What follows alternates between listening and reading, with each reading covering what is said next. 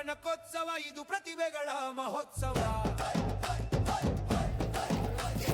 ಕನಕಪುರದ ಕನಕೋತ್ಸವ ಇದು ಆಗಲಿದೆ ಕನ್ನಡಿಗರ ಊರಿಗೆ ಪ್ರತಿ ಮನೆಗೆ ಒಂದೊಂದು ರಂಗೋಲಿ ಅಂತ ಹೇಳಿ ಅವ್ರ ಪ್ರತಿಭೆನ ಹೊರಗಾಕೋಕೆ ಒಂದು ಅವಕಾಶನ ಮಾಡ್ಕೊಟ್ಟಿದ್ದಾರೆ. ಹಾಗೆ ಕನಕಪುರದ ಮೂಲೆ ಕನಕೋತ್ಸವ ಅದ್ದೂರಿಯಾಗಿ ನಡೀತಾ ಇದೆ. ಎಲ್ಲ ನೋಡಿದ್ರು ಎಲ್ಲಾ ಕಡೆನೂ ರಂಗವಲ್ಲಿಯ ಹೂದೋಟ, ಒಂದಕ್ಕಿಂತ ಒಂದು ಸುಂದರವಾದಂತ ರಂಗವಲ್ಲಿ ನೋಡ್ತಾ ಇದ್ದೀವಿ. ರಂಗೋಲಿ ಸ್ಪರ್ಧೆಯನ್ನು ಆಯೋಜಿಸಿದ್ರು ನಮ್ಮ ಒಂದು ಹುಣಸನಹಳ್ಳಿಯ ಗ್ರಾಮದಲ್ಲಿ.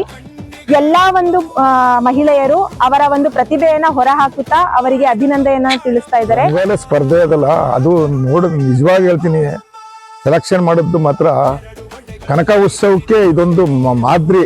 ಅಂದ್ರೆ ಇಡೀ ಕರ್ನಾಟಕದಲ್ಲಿ ನಮ್ಮ ತಾಲೂಕಲ್ಲಿ ಮಾಡಿದ್ದು, ನಮ್ಮ D K Shivakumar, D K Suresh ಮಾಡಿದ್ದು ಇದು ಒಂದು ಅದ್ಭುತ. ಸ್ನೇಹಿತರೆ, ಇವತ್ತು ನಾವು ಬಂದಿರೋದು ಕಾಡಹಳ್ಳಿ ಗ್ರಾಮ ಪಂಚಾಯಿತಿ ವ್ಯಾಪ್ತಿಯ ಬೋವಳ್ಳಿ ಗ್ರಾಮಕ್ಕೆ. ಇವತ್ತು ಬೋವಳ್ಳಿ ಗ್ರಾಮದಲ್ಲಿ ಮಹಿಳೆಯರು ವರ್ಣರಂಜಿತ ವಿಧ ತರಹದ ರಂಗೋಲಿ ಬಿಡ್ತಾ ಇದ್ದಾರೆ. ನೀವೇ ನೋಡ್ತಾ ಇರ್ಬೋದು. ಬೆಳಗ್ಗೆ 5 ಗಂಟೆಯಿಂದ ಸ್ಟಾರ್ಟ್ ಮಾಡಿ ಇನ್ನೂ ಮುಗಿದಿಲ್ಲ.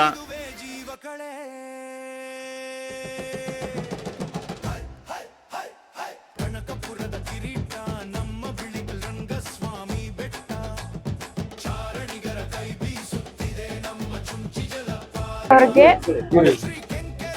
ಡಿ ಕೆ ಶಿವಕುಮಾರ್ಗೆ ಧನ್ಯವಾದಗಳು. ಕನಕೋತ್ಸವನ್ನ ಫಸ್ಟ್ ಎಲ್ಲ ಕನಕಪುರದಲ್ಲಿ ಮಾತ್ರ ಮಾಡ್ತಾ ಇದ್ರು ರಂಗೋಲಿ ಸ್ಪರ್ಧೆನ. ಈಗ ಎಲ್ಲಾ ಗ್ರಾಮಗಳಲ್ಲೂ ಮಾಡ್ತಾ ಇದ್ದಾರೆ.